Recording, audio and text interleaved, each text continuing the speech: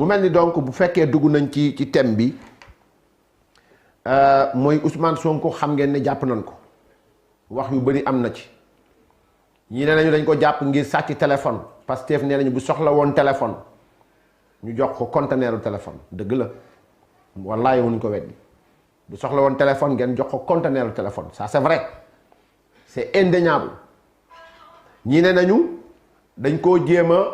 complot état bi moo complot ak Ousmane Sonko waxtaan ak moom ngir jàpp ko tëj ko ginnaaw bi ñu ko tëjee ba pare après ñu exilé ko ñi ne nañu maanaam mbiru dialogue laa gi demee noonu yëpp alhamdulilah rabbil alamin di ci kanam raw li gët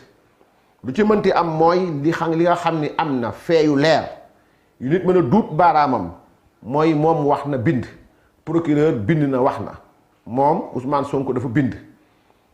gu leer nañ ne ci ñëpp mën koo lire procureur de la république mi nga xam ni mooy le maître des poursuites bind démb ñëwaat tey à midi mu waxtaan dépassé na midi mu waxtaan ak ñi nga xam mooy sénégalais yi ci lan moo tax ñu teg ko loxo ba léegi ñoom ña ngay wëy ginnaaw ba parti lañ boo xam ni ci manipulation la ñuy dox fen sosalaate donc ñu ngay wéy ba léegi di wax ni Ousmane Sonko sàcc moo tax ñu jàpp ko procureur de la République ñëw na wax ci Ousmane Sonko ci boppam ñëw na wax ci damay ñëw du ma tardé ma lii leen li nga xam ni moom mooy communiqué am après ñu taxaw ci incha allahu taala pour sénégalais yi mën a comprendre parce que nag dañ nekk ci réew moo xam da cee bëri ñoo xam ni amaana léeg-léeg français bi du bënn lool léeg-léeg njàngum français bi du bënn lool te ginnaaw ba li ñuy bind dañ koy wax ci français ñoom it ñu jàpp ca lañ bind ci français di manipuler sénégalais yi ñun day yell bu boobaa day war bu boobaa dafay nekk obligation ci ñun ñu ubbi ay xët waxtaan ak sénégalais yi ngir ñu mën a comprendre lan moo xew moom Ousmane Sonko moo bind ni à mon retour de la prière du vendredi ce 28 juillet 2023 des agents de renseignement généraux postés devant mon domicile 24 heures sur 24 se sont mis à me filmer. J'ai arraché le téléphone et demandé à la personne de le déverrouiller et d'effacer les images qu'elle a prises, ce qu'elle refusa. Donc ca tàmbali rek Ousmane Sonko moo waxal boppam na mu waxalee boppam ne naam dem naa fa la ma yëg sama yaram ba dem fa maa ko xam fii it moom nee na naam ba ma jugee àjjuma julli ji ba ñëw bisu ñaar fukki fan ak juróom-ñett ci weeru sulet atu 2023 nee na dafa am ay agents des renseignements généraux kon Ousmane Sonko xam na ni ki muy waxal jarul muy sol tenue parce que Ousmane Sonko ci boppam moo wax ni xam na ni renseignements généraux la donc xam na ni agent bu état bi la donc jarul ngeen di sori jarul manipulation Ousmane Sonko ndey mbili bi ci boppam moo ko bind ci page am mu nekk lu officiel moom moo bind ne à mon retour de la prière du vendredi ce 28 juillet 2023 des agents des renseignements généraux postés devant mon domicile 24 heures sur 24 se sont mis à me filmer kon moom Sonko xam na ni ndaw si agent renseignements généraux la kon xam na ni agent la le mot agent dans le communiqué de Ousmane Sonko laisse voir ou entrevoir que Ousmane Sonko savait à qui il avait affaire kon sol na tenue ñàkk sol tenue si la tenue permet l'identification d'un quelconque agent le seul fait que Ousmane Sonko est reconnu dans son poste que c'est un agent des renseignements généraux cela veut tout simplement dire que Ousmane Sonko savait qu'il avait devant lui un agent des renseignements généraux kon xam na ko kon lay bi jaru ko c'est lui qui l'a dit moo ko wax bu ñu continuer moom mooy wax ba léegi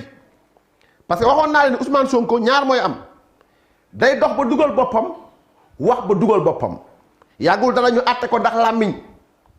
kon ne ko 6 mois ak sursis ndax làmmiñam te it arrêté nañ ko yóbbu ko tribunal ndax làmmiñam parce que moo ko bind moo ko wax du suñuy wax donc moo ne j'ai arraché le téléphone j'ai arraché moom Ousmane Sonko j'ai arraché dama foqati c'est voilà ce que signifie le mot arraché arraché mooy dama foqati s'approprier quelque chose qui lui appartient pas par la violence. J'ai personnellement arraché le téléphone kon moom moo wax ni moo foqati téléphone bi. Si on voulait dire, on va dire que il a pris par la force, il a pris en usant de violence le téléphone de l'agent qu'il a lui-même reconnu être agent des renseignements généraux. Moom moo ko reconnaître. Donc c'est lui qui a écrit j'ai arraché. Et aux avocats de Ousmane Sonko devant la barre de nous dire ou bien de nous donner ou bien donner aux Sénégalais la définition du mot arraché. J'ai arraché le téléphone. man Ousmane Sonko maa foqati téléphone bi ci loxo ndaw si moom moo ko wax. Et demander à la personne de le déverrouiller et d'effacer les images qu'elle a prises, ce qu'elle refusa. Lii ki Pape Alé Niang woo démb ci vidéo moom wax na ko ngeen dégg ko du ma sori xam naa ne bu fekkee ni am naa vidéo bi dama koy bëgg teg ngeen déglu ko comme ça on va revenir dessus mais l'essentiel mooy li nga xam ni ou bien c'est pas la peine on peut sauter li nga xam ni moom moo am mooy Ousmane Sonko moo foqati li nga xamante ni moom mooy téléphone bi moom moo ko wax. Maintenant ci lan la procureur sukkandiku nag maintenant pour ñu arrêter Ousmane Sonko pour vol dañuy dem ci dictionnaire Larousse on va voir Larousse lan la wax mooy sàcc ginnaaw ba da ngeen di manipuler nit ñi dañ leen wax lan la Larousse wax ni moom la sàcc di tekki ndax ça veut dire que tout simplement Ousmane Sonko dafa am soxla téléphone ndax Ousmane Sonko dafa yittewoo téléphone ndax Ousmane Sonko nangam ça ne veut pas dire ça déedéet on va continuer Larousse dafa ne le verbe voler prendre s'approprier quelque chose qui est le bien d'autrui par la ruse ou par la force Larousse loolu la wax noonu la définir le mot voler dafa ne prendre nga jël s'approprier nga moomale sa bopp xam nga y a une différence entre prendre et s'approprier c'est deux choses différentes aujourd'hui su ma jëlee logo wala bannière wu RTS je me suis approprié le logo de la RTS quand je prends c'est-à-dire sama loxo laa jël ma téye moo tax ma ne la prendre nga jël wala s'approprier wala nga moomale sa bopp quelque chose mbir moo xam ni qui est le bien d'autrui nit moo ko moom par la ruse ci jaay ko xel ou par la force wala nga jaay ko doole buñ delluwaatee ci communiqué Ousmane Sonko dafa ne j'ai arraché le téléphone donc il a pris prendre quelque chose qui est le bien d'autrui par la force kon moom moo ne j'ai arraché le téléphone arracher c'est prendre quelque chose de force loolu la olof di wooyee foqati boo koy jël mooy ka ngay jël dëgg koo ëpp doole donc moo tax bu procureur visé ne vol am na kenn mënu ko dindi ni devant la littérature française ni devant la loi ou bien le droit tant au Sénégal qu'à l'extérieur loolu mooy dictionnaire Larousse bu fekkee dañoo dem ci le code pénal article 364 du code pénal sénégalais dafa ne quiconque a soustrait frauduleusement une chose qui ne lui appartient pas code pénal article 364 dafa ne képp koo xam ne jël nga soustrait frauduleusement ci jël boo xamante ni yaa ngi ko def kii li nga xamante ni moom mooy frauduleusement mooy masalan nga jël ko ci jël boo xamante ka ngay jël tayu ko nga bett ko këf ko wala nga bett ko jël ko soustraire frauduleusement une chose qui ne lui appartient pas loo xam ne moomoo ko waaye yéen Ousmane Sonko mi fekk ndaw si taxaw mu ne moom xam ne ndaw si agent de renseignement la kon xam ne ndaw si agent la agent kan la agent état la kooku du sol tenue agent de renseignement bu sol tenue ban njëriñ la am agent de renseignement bu sol tenue ban njëriñ la am c'est comme celui qui me dit que ni un sniper ñëw na ba ci benn terrain bu vague mu tëdd fa nii nit ñi di ko gis nii un sniper il se camoufle il voit sans être vu il évite la lumière il évite yenn affaire pour ñu bañ ko gis mes amis militaires me diront le FOMEC je suis d'accord ou bien le FOMEC beau éviter les bruits et les odeurs les formes les ombres les mouvements les éclairs donc yooyu da nga koy maytu n'est-ce pas maintenant bu fekkee ni yow agent de renseignement bi sol na tenue sol casquette takk insigne, il n'est plus un agent de renseignement. Il est là-bas préposé pour obtenir des renseignements et ça la loi le lui permet. moo tax am réew di am agent de renseignement loolu ñaar la ñetteel bi mooy Ousmane Sonko avait-il le droit d'arracher le téléphone d'autrui? Non. Est-ce que am na sañ-sañu jël téléphone jàmbur? Déedéet amul sañ-sañ bi parce que yoon mayoon na ko bu fekkee ni sax nag waa ji ak ndaw si agent de renseignement la yoon lim ko may mooy moom na photo na ko photo moom boppam filmer na la filmer ko photo na la photo ko mu yóbbu ay renseignement bi yow nga dem plainte ji ça pouvait se régler noonu comme ça mais comme il est habitué de la violence comme l'a décrit Adji Raby Sarr pressé xale bi football ko tëral ko ci suuf jël baraam dugg ci awra jàmm doomu jàmbur violé ko kon kii gis nga am benn vidéo boo xam ni Ousmane Sonko day xam yàgg ci tourné si alkaate bu jigéen bi naan ka mais madame mais xaw ma lan la paix c'est-à-dire c'est quelqu'un de très violent. Ousmane Sonko est violent tant dans ses propos que ses actions donc kon bu procureur visé ni càcc moom am na moom li càcc li ñu koy tekkee ci tubaab mooy nga jël wala nga moomale sa bopp mbir moo xam ni moomoo ko jàmbur ko moom nga utiliser xel gën a muus sàcc bi buy ñëw du kër jàmbur war a dem ci ngunu li sàcc ganaar day yoot tekkam lay def du sol dàll amaana di yoot maytu leer gi maytu ko gis ba dugg ci ngunu li wala mu dugg ci gétt gi jël bëy ba des fois am na boo yoo xam bu jëlee bëy ba dañuy jël benn affaire def ko ci laam pour bañ bëy bi yuuxu parce que bëy moom sàcc ko yombul moo ginaar la yem loolu mooy prendre quelque chose par la ruse prendre quelque chose s'approprier quelque chose par la ruse prendre quelque chose maintenant par la force yow mi ne marché yor sa kalpe nit jugee fee ñëw foqati kalpe bi saa yi nu mu tudd nan la tudd même bu nekkee ni gis na kalpe bi ñu bind ci Bah Diakhaté mu ñëw këf ko arraché ko mais li mu def jaaduwul parce que nul n'a le droit de faire justice soi-même loolu moo dal Ousmane Sonko et voilà le prétexte qui a conduit à son arrestation donc loolu mooy li nga xam ni moom moo jiitu moom moo ko bind du suñuy waxuma fi dara loo xam maa ko moom Ousmane Sonko moom moo bind maintenant le procureur de la République mi nga xam ni c'est le maître des poursuites ayant eu le prétexte parce qu'il est bête de l'arrêter en a profité maintenant pour lui faire comprendre que l'enquête de l'arrestation était imminente on a enlevé les barrières ci noonu laa ñëwee ma wax nii ana nan la doomu aadama mën a jàppee nii mbir mii xew nii loxo nguur da cee dugg tarfatal ay ni ngir def mbiru complot wax boobu wax ko parce que man Bah Diakhaté lu ma mayul opposant mu wax ko sama àdduna du ma ko may sama rakk ba bokkal ndey ak baay moi j'ai un respect pour les institutions et ceux qui les incarnent j'ai un respect pour le procureur de la République j'ai un respect pour le ministre de la Justice j'ai un respect pour le président Macky Sall j'ai un respect pour toutes les institutions de ce pays qui font du Sénégal une république ou bien un État dire que l'État est en train ou bien l'État a comploté avec Ousmane Sonko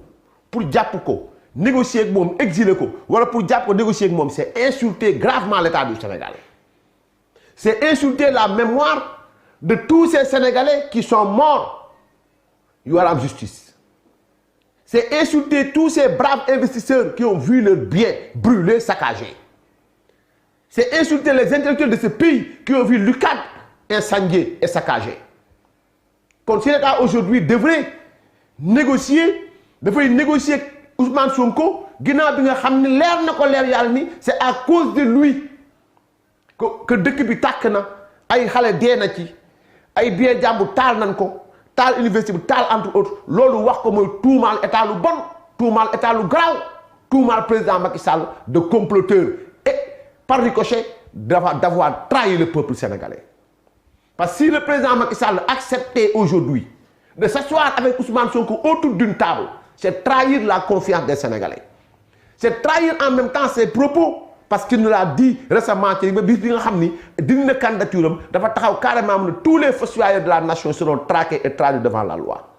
bu fekkoon dem na toogaat ak Ousmane Sonko mooy ce qui veut dire que nous en tant que républicains nous sommes en train de défendre li nga xamante ni moom mooy que état du Sénégal fàtte nañu dee état du Sénégal fàtte li fi tàkk état du Sénégal fàtte li fi xewoon yëpp toog na ak Ousmane Sonko loolu c'est insulter gravement le président Macky Sall te loolu man du ma ko may kenn je l'enlève tout de suite ak lu ma mën a jaral lu ma mën a jaral je l'enlève tout de suite parce que man sama position je ne recuse jamais le fait que je suis un homme politique oui je le suis. Et je suis de Benno Bokk Yakaar, je suis militant du président Macky Sall. Ça, je l'assume.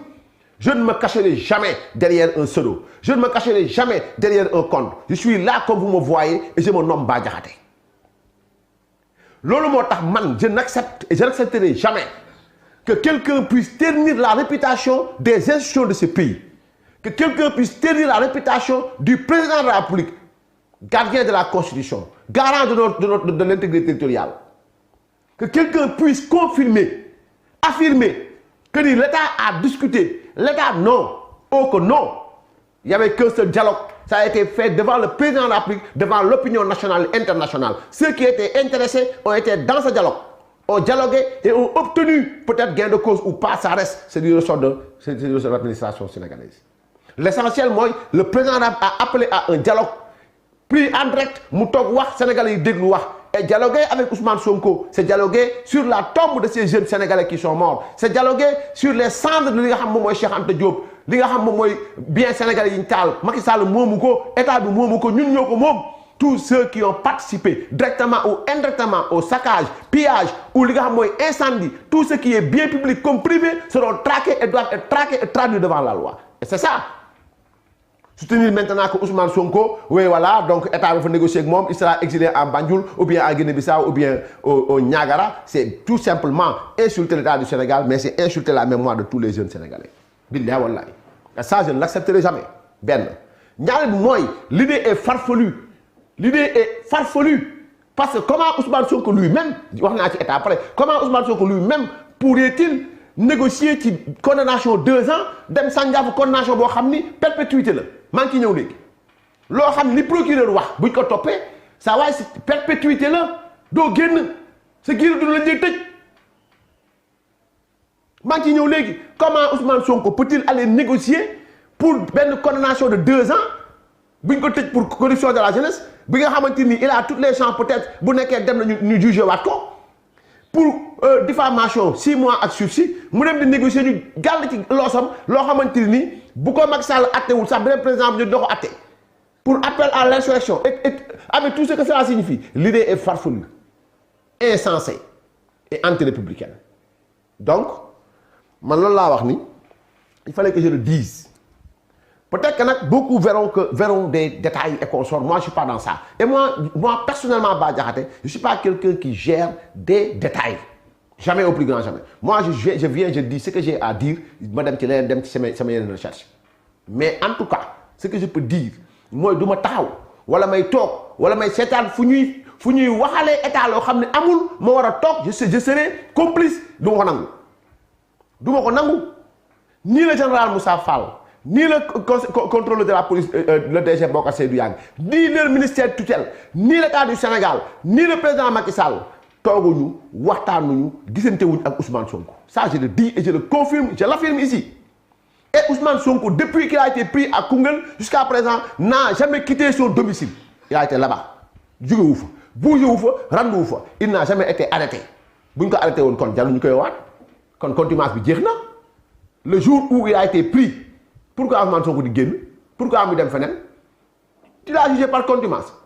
Arrêté nga ko depuis pour les mêmes faits. Faut ko jëmee jaratu ko. Mais la loi est claire. Il refuse sa condamnation. Il récuse li nga xam ne tëj nañ ko. On reprend à zéro. Donc l'idée est farfelue. L'État ne négocie pas et ne négociera jamais avec Ousmane Sonko. Ça, il faut mu leer comme ni. Maintenant wax nañ ci élément déclencheur bi ba pare. Maintenant le procureur de la République a sorti un communiqué moom tamit. Il a sorti un communiqué. Il dit, depuis un certain temps,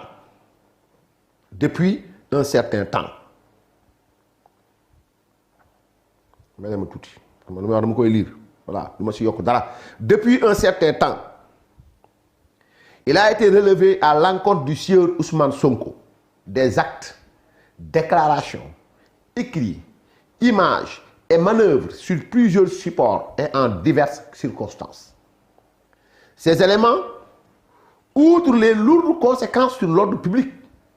l'intégrité des personnes et des biens, sont constitutifs de faits pénalement répréhensibles.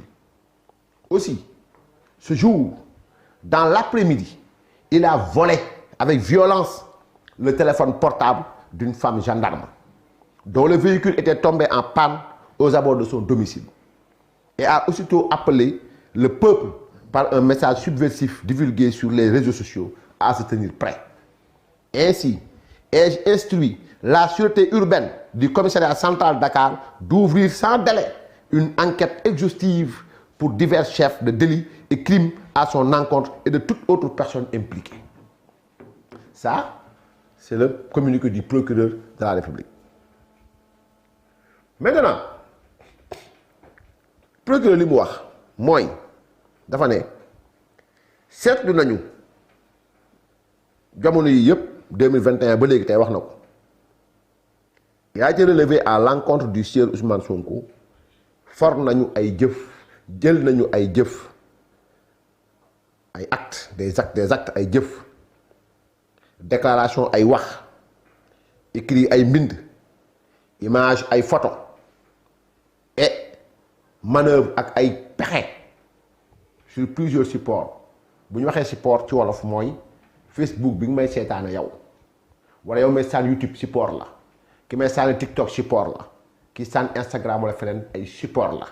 yoo xam ne Ousmane Sonko jëf na fa, Ousmane Sonko wax na fa, Ousmane Sonko bind na fa, Ousmane Sonko def na ay photo, Ousmane Sonko manœuvré na ngir lan, ngir ci lii le procureur bëgg ñëw. Ces éléments loolu ñu am ci moom procureur am ko, outre les lourdes conséquences sur l'ordre public, wëleef li nga xam ni jur na ko ci musiba ak ci loraange ci dalu askan wi ak jàmmi askan wi, l'intégrité des personnes, dund nit ñi et des biens ak alal gi ñu yor, nee na jëf yooyu Ousmane Sonko jëf bu ñu dindee yi ma wax yépp, nee na lu yoon mën a jël la topp ko ngir loolu. Nee na bisu tey jii ci ngoon il a volé avec violence, dafa sàcc ak violence. Pourquoi le procureur a pris dans ce communiqué mu wax ni il a volé avec violence? Le procureur n'est pas dans les mots de la littérature, le procureur est dans le droit. Le procureur il qualifie des faits, jo wax ne wax ji nii la mel wala nangam sangam nii la mel. C'est le maître des poursuites. Maintenant, à voler avec violence, Ousmane Sonko moo ko wax, j'ai arraché le téléphone au marché, soit Chavanel, soit Marseille. Quand quelqu'un surprend une dame avec son portefeuille, mu ñëw këf portefeuille bi, il a volé, mais avec violence. Bu fekkee ni da koo yootal dindi deux doigts ko, comme waa ji nekk ci marché bi nga deux doigts ko rocc kalpe bi, tu as volé par la ruse, bokkul. C'est-à-dire sàcc bii deux doigts ci marché bi bokkul ak sàcc bi nga xam ni dafay sàcc, vol à l'arraché. Ousmane Sonko moo bind ne j'ai arraché le téléphone, moo tax le procureur a écrit que ni Ousmane Sonko a volé avec violence li nga xamante ni moom mooy téléphone benn agent boo xamante ni agent de renseignement la. Donc a volé avec violence le téléphone portable d'une femme gendarme, benn jigéen boo xam ni gendarme la ne koo xam ni otoom dafa paanoon ca booru kër Ousmane Sonko. ci foofu dégg naa ñuy wax ni oto bu paan, oto nangam sangam. Gis nga Ousmane Sonko toogoon na fi benn bis mu ne dafa am ay gendarme xaw ma ay policiers newoon buntu këram, am na lu ñu nangu ci moom ba mu yàgg mettal génn jëluñ dara. Ousmane Sonko may nañ ko fi mu saaga magistrat yi, maa ngi ñëw ci vidéo léegi. Ousmane Sonko may nañ ko fi mu saaga institution réew mi yépp, mais sa waay ku doon saaga démb ak bërki démb kenn jàpp la nga dem bay agressé nag, moo yaa ngi jëm fu sori, dañuy arrêté. Maanaam bu njëkk ba doon wax mortel combat, le mot n'est pas de trop, sortez mourez, ku dee sa yaa juraat daan na wax, mais si on en vient jusqu'à nag muy agresser nos gendarmes c'est autre chose ça la gendarmerie du ko baal kenn la police du ko baal kenn quand ñun sénégalais yi lambda fii moom ngay fekk alkaat taxaw nga këf téléphone ñu ne ke war laa jàpp donc Ousmane Sonko est le seul citoyen au Sénégal qui a le droit d'arracher un téléphone de gendarme te ke war koo jàpp complot la le procureur travaille pour Macky Sall le procureur fait nangam sangam parce que tout simplement Ousmane Sonko moom am na droit yëpp c'est anormal donc bu fekkee ni bëgg nañu ñëwaat ci li nga xam ne mooy xaar Ousmane Sonko ak waa Pastef par rapport ak li procureur de la République wax da ngeen ni bi ñuy jugal publicité par rapport ak